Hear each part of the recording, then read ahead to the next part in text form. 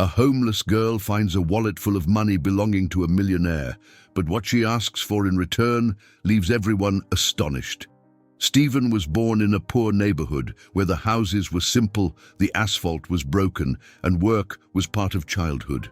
The son of a bricklayer and a seamstress, he grew up among cement bags and pieces of fabric, understanding from an early age that effort was not a choice, it was an obligation.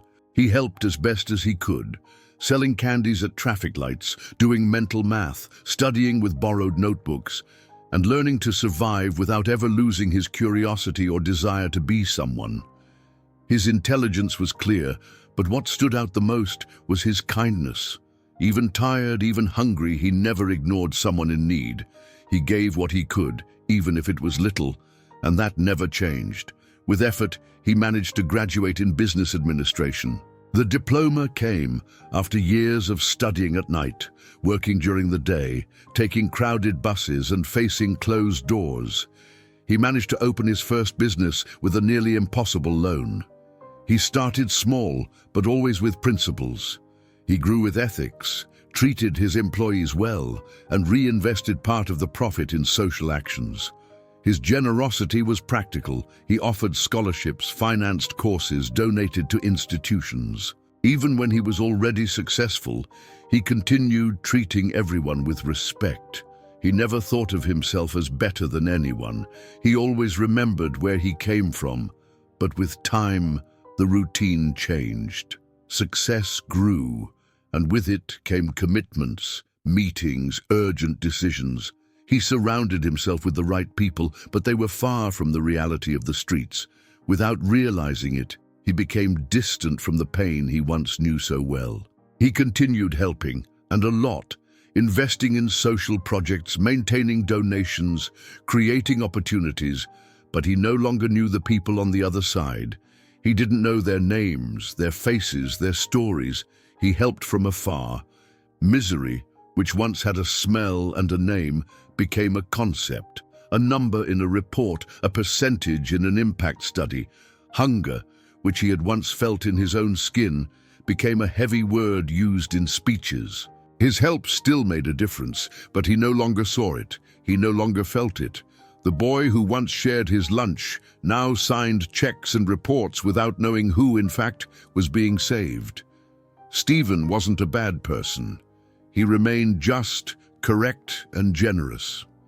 But over time, he lost his direct connection to reality. His heart didn't change, but his eyes no longer saw what once was so clear. And so he carried on, doing good, but no longer feeling it. The afternoon was heavy that day. The air was thick, and the city seemed noisier than usual. Stephen hurried out of a meeting that ran later than expected.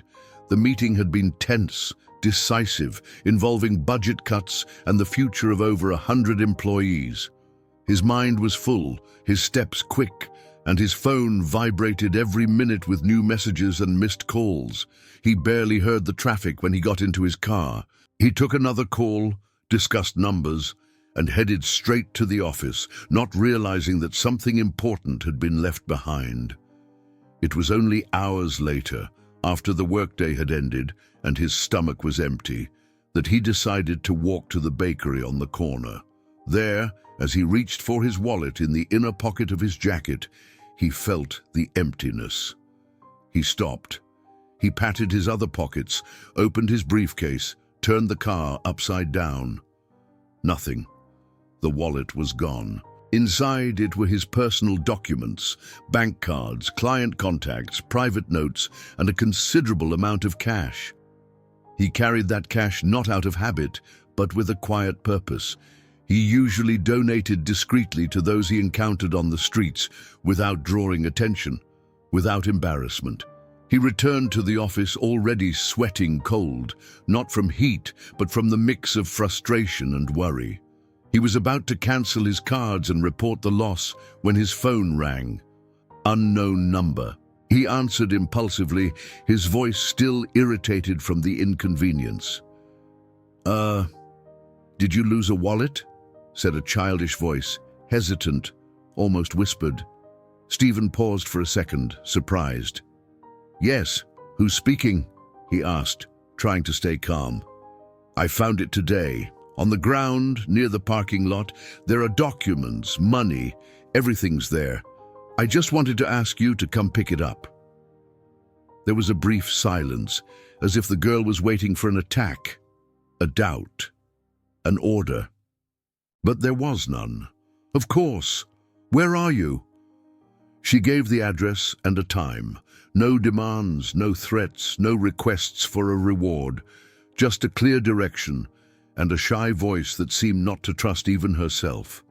Stephen thanked her and hung up, still not sure what to think. The honesty in the call unsettled him. It was rare, almost impossible.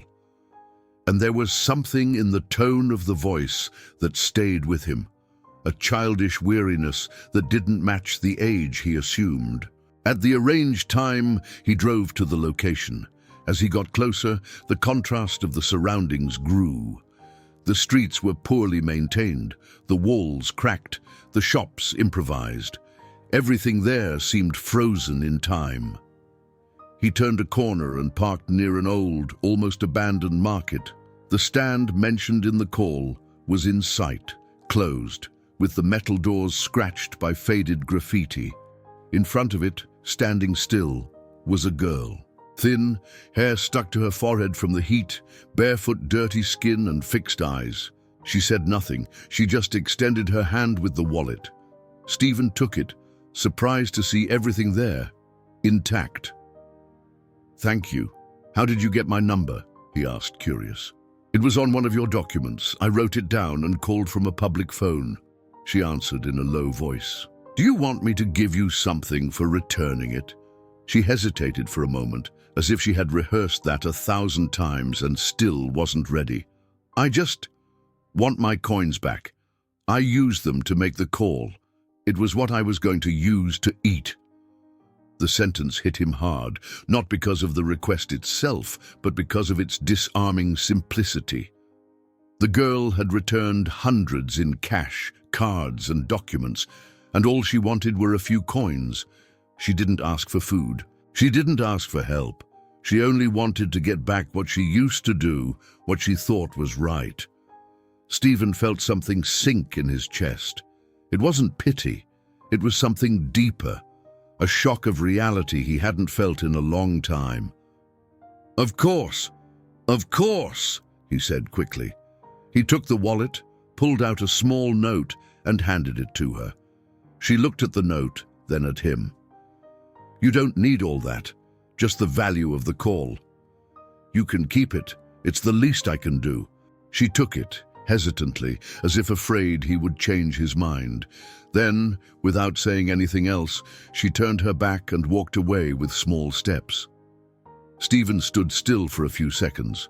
The surroundings, which before seemed merely ugly, now felt cruel. That brief and direct encounter left him speechless.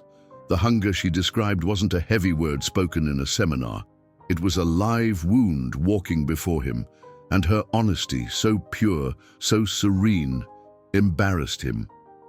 He spent the following days with the image of the girl stuck in his mind.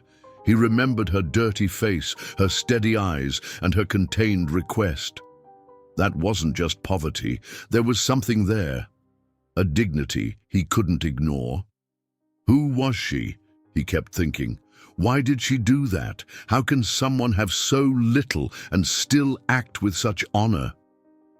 Each day, the weight of the scene grew. He could no longer focus on the reports or the meetings. When he looked at his social projects, everything seemed distant, superficial. He began to feel the emptiness at the center of the structure he had created.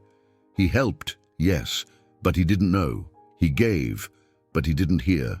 He then decided to go back to the same place. He wasn't sure why.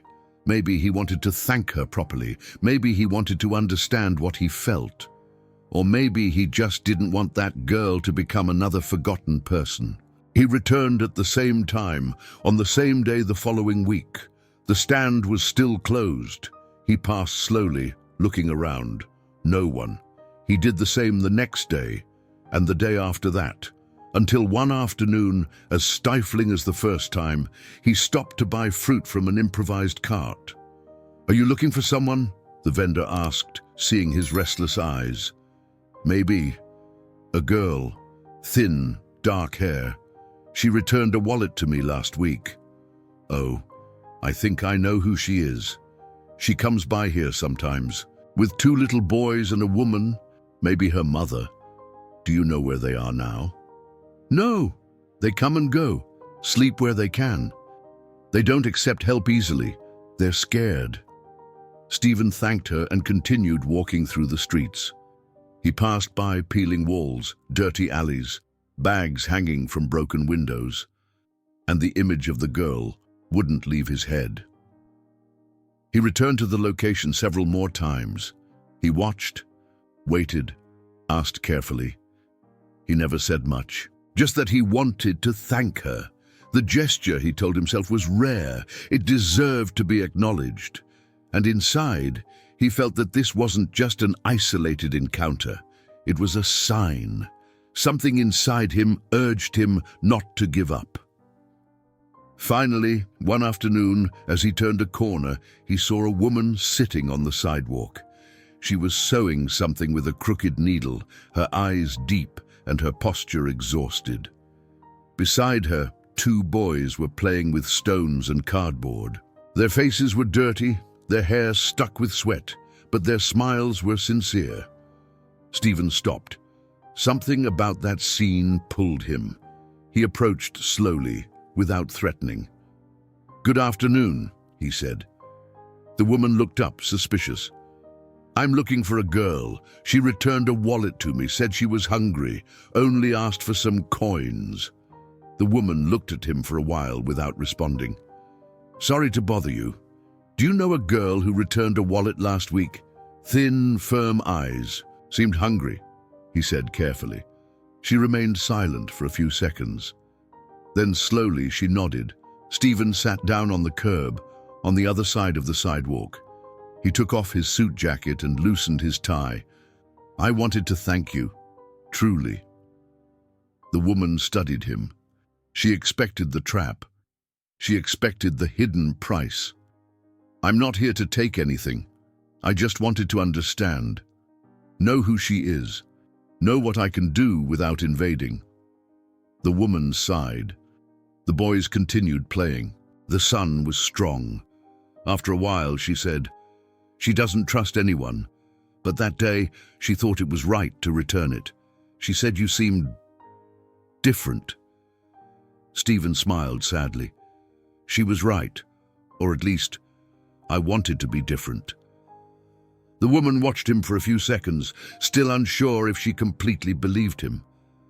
But there was something in the way he spoke that slowly disarmed her. Stephen realized this and kept his tone low, calm, as if he knew he was stepping into a space that didn't belong to him.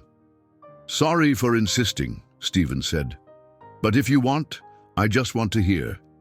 Know her name, know a bit about you." She sighed.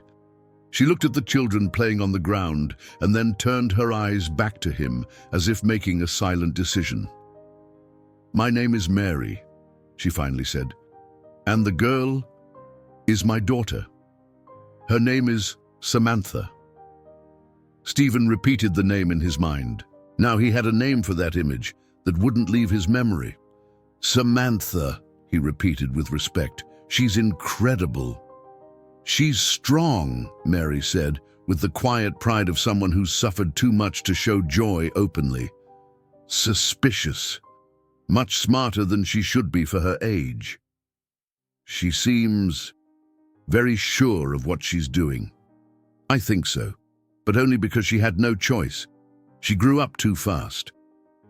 Stephen nodded, looking at his hands. "When she returned the wallet, when she only asked for the coins, that hit me in a strange way." Mary studied him in silence. Her gaze wasn't cold, but it was tough, like someone who had heard too many promises. She just did what she thought was right, even hungry, even with nothing. The next pause was long. Cars passed in the distance, and a horn broke the silence further down. Stephen fidgeted with his pocket and wiped the sweat from his forehead. "Are the boys your children?" "They are. Donald and Edward." Stephen smiled gently. "And you all live around here?" "We sleep where we can. When it's not on the sidewalk, it's in an abandoned warehouse nearby. But it's not fixed. We move. We can't stay too long in one place." "Because of the police?" "Because of the fear. If we stop, they call social services. Then there's that threat of taking the kids away. They tried once. Never again." Stephen grew serious, absorbing what he was hearing. "Do you have any support? Any regular help?" "We don't ask for much. They promised everything. Church visits, government forms, NGOs that never come back. Then we learned that what doesn't come on the day never comes." Stephen stayed silent for a few seconds. "And their father?" Mary took a while to answer. She picked up a piece of fabric she was sewing and ran her finger along the edges, wrapping the thread. "Jeffrey," that was his name. Stephen felt the name sink in, but he didn't show anything yet. He was all we had, worked as a janitor at a company, never got involved with anyone, left early, came home late, but always with a smile on his face. He was quiet, but good. "Is he still around?" She shook her head. "Some equipment disappeared at the company. They blamed it on him, said it was Jeffrey. No proof, no witnesses, just the boss's word. And you know how it is. When we have nothing, we don't even have a lawyer. He was fired and arrested." Stephen kept his eyes fixed on her. "And then he spent months in prison, waiting for a trial that never came. He started getting sick, fever, cough. He coughed up blood. We sent messages, asked for help. No one did anything. When they notified us, it was too late. He and the chance for justice were gone. What did they say happened? The certificate came written, respiratory complications, like it was just some common cold. But it was abandonment. He died alone." Her voice didn't tremble. There was no more room for tears, just a recount. "After that, everything fell apart. The rent was overdue. The electricity was cut off. Neighbors tried to help, but there's a limit. Soon we were on the streets, me, Samantha, and the boys." Stephen closed his eyes for a moment. He felt the weight on his body. "Samantha started taking care of the brothers. She managed. She collects cardboard, asks for leftovers, sometimes runs away to a library far away. She says there's silence there that she can forget. She likes books, loves them, teaches herself, doesn't need much, just peace." Stephen swallowed hard. "And did you try a shelter?" "We tried, but without the right documents they won't accept you, or they take the kids away. And that, never." Silence spread between them. Stephen didn't write anything down, didn't record, didn't ask technical questions. He just listened, and with each word something inside him changed. Then suddenly, Mary returned to the name he had been trying to avoid facing directly. Jeffrey wasn't a thief. He wasn't. "I believe it," Stephen said quietly. She looked at him with more firmness. "The company that accused him, do you know which one it was?" "Maybe. Do you remember the name?" "It was one of those big companies, you know? Security, big letters, blue and white. I don't remember exactly, but it was known." Stephen nodded slowly. That was enough. He knew which one it was. It was one of the companies he had acquired some time ago during the expansion. He had never known any of this. "And the boss, who accused him?" "He disappeared, never showed up again, just threw the blame, and that was it." Stephen held his breath for a second. It wasn't just discomfort anymore. It was something else. Weight, connection. "Thank you for listening," she said after a long silence. "It's rare for someone to stop and listen without trying to fix it the wrong way." "I don't want to fix anything by force," Stephen said. "I just want to understand, know what happened, and if I have any part in it, I'll carry it." She didn't respond.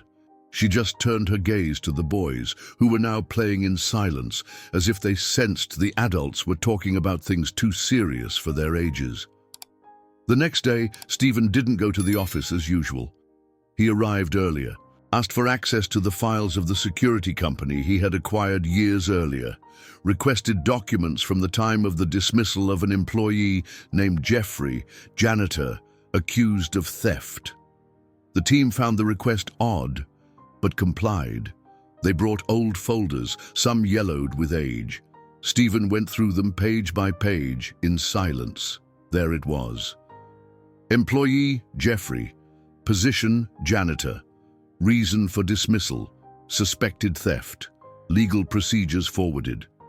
That's it. No investigation. No technical report, no formal defense, no lawyer, no document signed by him. Nothing to prove or clarify anything, just a dry note throwing him into the common pit of suspicion without a voice. Stephen calmly closed the folder. The air in the room felt denser. Now he knew. He hadn't signed it, but the company was his. And what it had left behind, the consequences, the mistakes, the faces, were his too. The image of Samantha returned with force.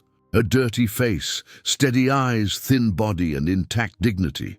The girl who returned what wasn't hers, even with hunger.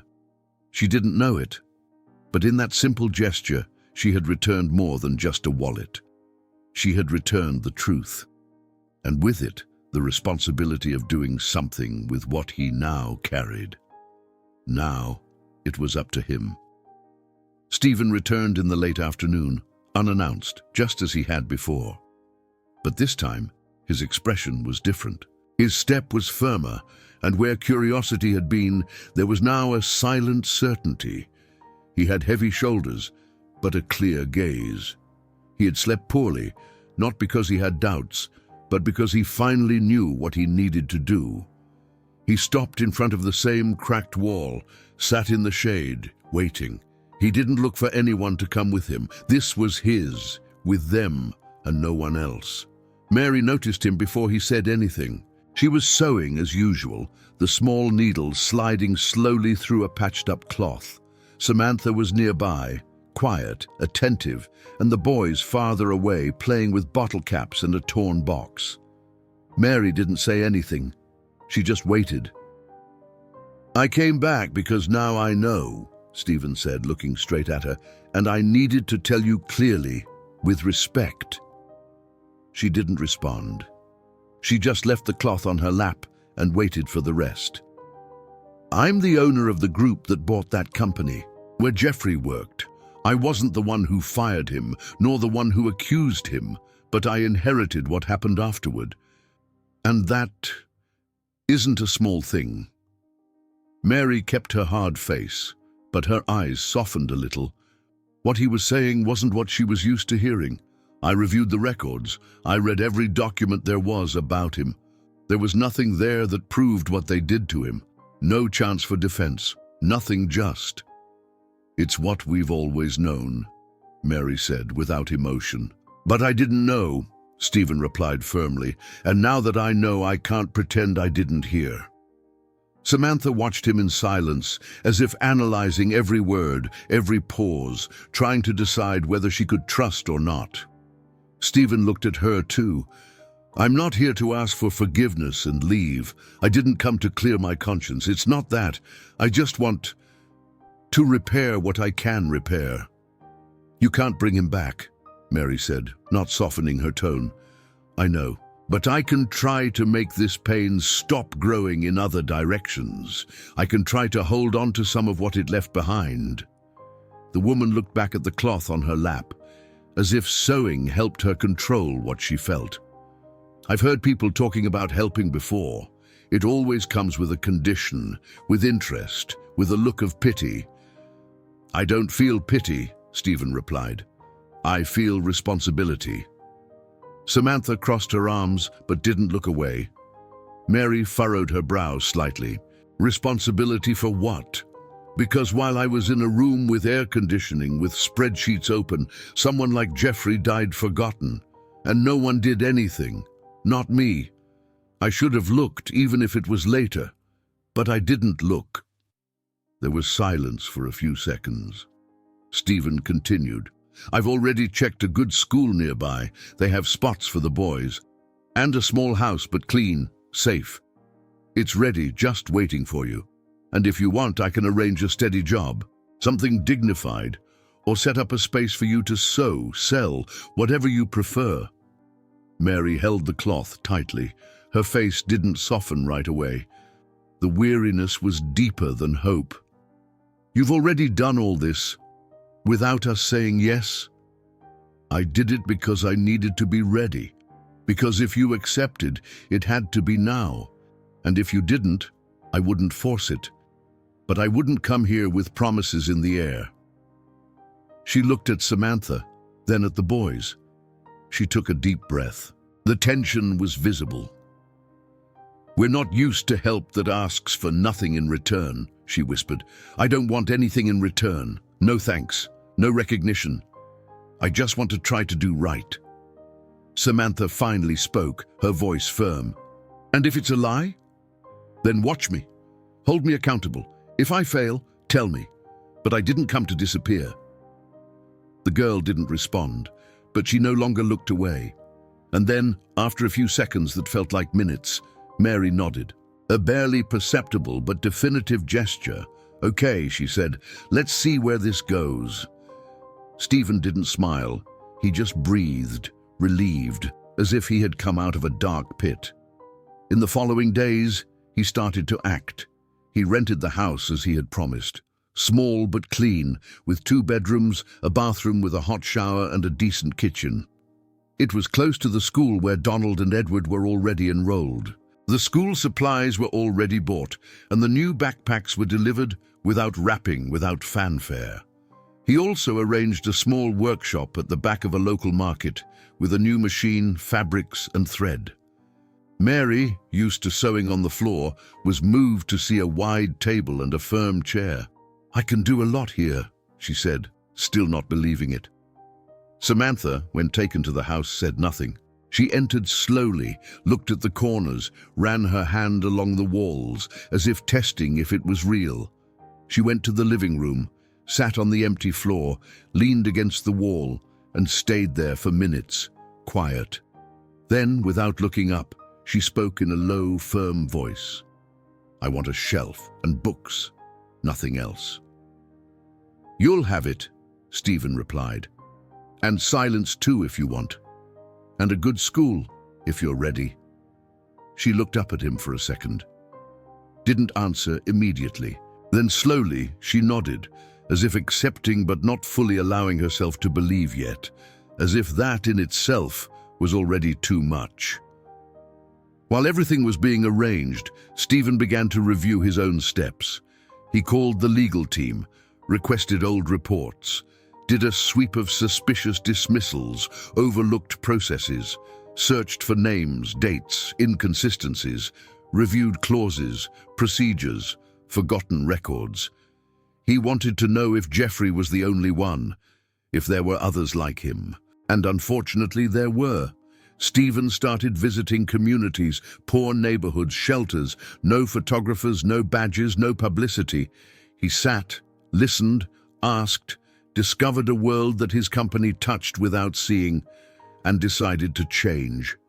Samantha became a symbol for him, but not a public banner. He never told her story to the press, never used it in campaigns. It was private, personal.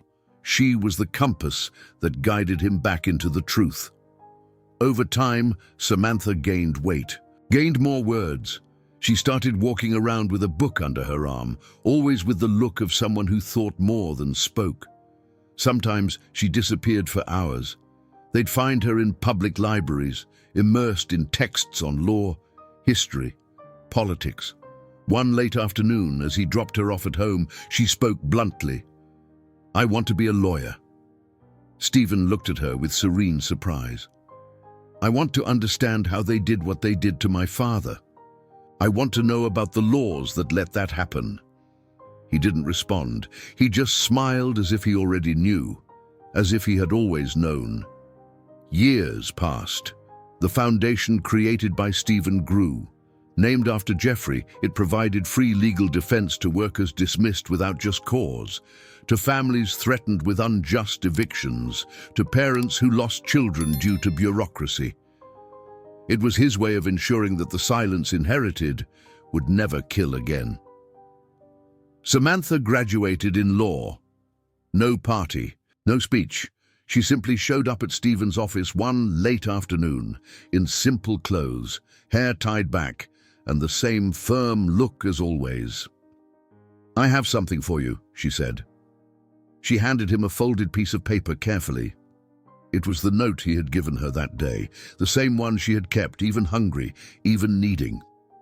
"I kept it all this time. Now I can return it for real."